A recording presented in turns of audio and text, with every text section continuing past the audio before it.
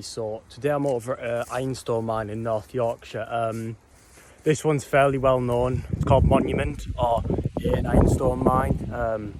There's not much left of it. There's a few bits and bobs on the surface of concrete remnants, but there's nothing remains. So I'll show you around the site a bit, and yeah.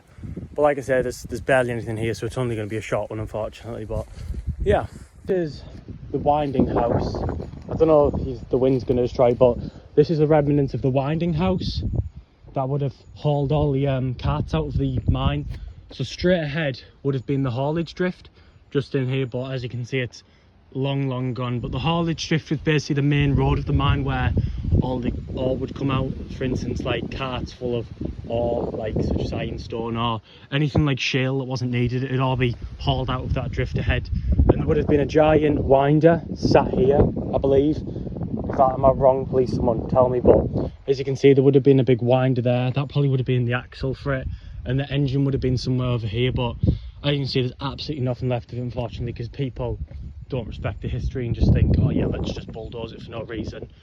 But actually, now I'm thinking, I'm pretty sure this one was blown up by the Home Guard in the Second World War for training. That might be a different mine, but I'm sure it's this one. But yeah, I'll put a photo on the screen of what a winding house would have looked like, but you can see what's left of it today, along with pits, large pits in the floor, which could break an ankle if you're not careful. As you can see, we go fairly down there. But yeah, so that's the winding house. Like I said, there's barely anything left of it, but now we're gonna mooch over at the fan house and I'll show that bit. On this mine, it operated from 1908 till 1931, so that was quite a short life considering some of the other mines where they operated from 1858 even until about 1949. That was over at Ayton. But yeah, so I'm just walking over at the fan house now to show you what's left of it, because, well, there's nothing left of it. My hair's all over as well. Oh no. All right, I'm at the fan house now. That's all that's left of the fan house. There's a bit of brick and whatnot over in the rubble, but I'm going to walk over there now. There's another interesting thing here. Don't know what it's for, but as you can see, it's all been destroyed. But there's the fan house there. You can actually see a small remnant of it inside. Make my way over there now. But there's a small part over there where Stuart's standing. And then this is the main bit of the fan. As you can see, the angled bit there where it would have went in, and the mine would have continued in there, but unfortunately everything's collapsed. So inside, this is what I'm going to get into. Oh.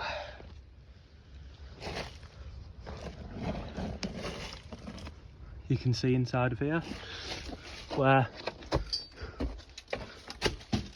and that right there would have been where the fan was.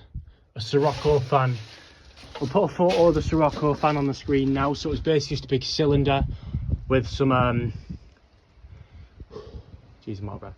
It was just a big cylinder with some sort of I don't know the name for them, but propellers or something or whatnot to suck air out. But it was a very advanced one because it could suck air and blow air out, and suck air, blow air in case there was a fire or whatnot. But you can see it's in very poor condition now.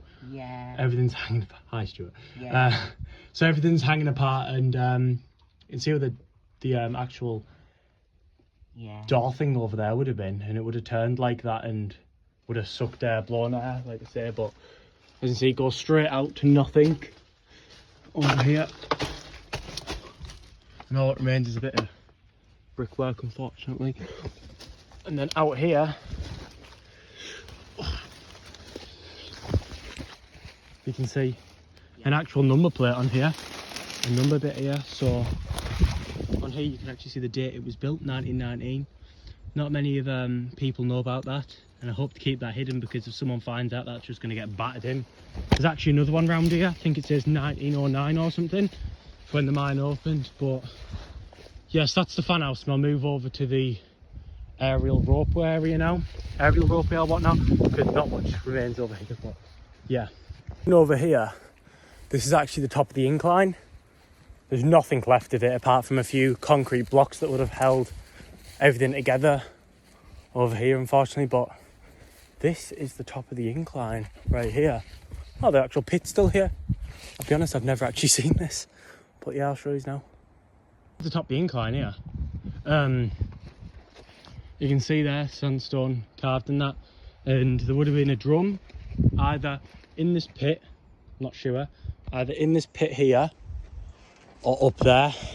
Judging by these bolts, it was up here, but as you can see, there's absolutely nothing left of it now apart from the pit and the sandstone or whatnot. But carts would have been hauled up this way, and they would have came with the winding drum here, which is now gone, sadly. But yeah, over there there's a few more blocks. I think that was just something to do with this, but it was a bit of a backup or something.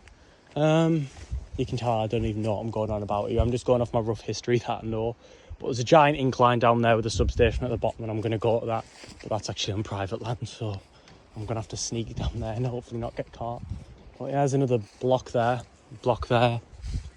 and a block there that was, like I say, to do with the incline. And that's pretty much all that's left up here, unfortunately, because, like I say, a lot of it was blown up by the Home Guard in the 1930s once it was not used anymore. So that would have been a peak time to see it. But it's gone now, sadly.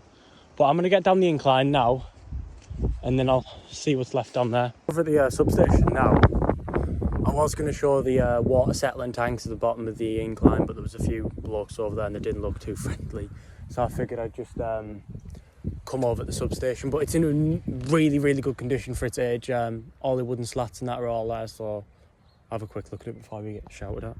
Substation here, you can see it's in really good condition for its age. See the wooden slats up there at the top, and then I don't know what that beam was for. I'm sure someone can tell me, but as you can see, the actual massive doors used to be on there.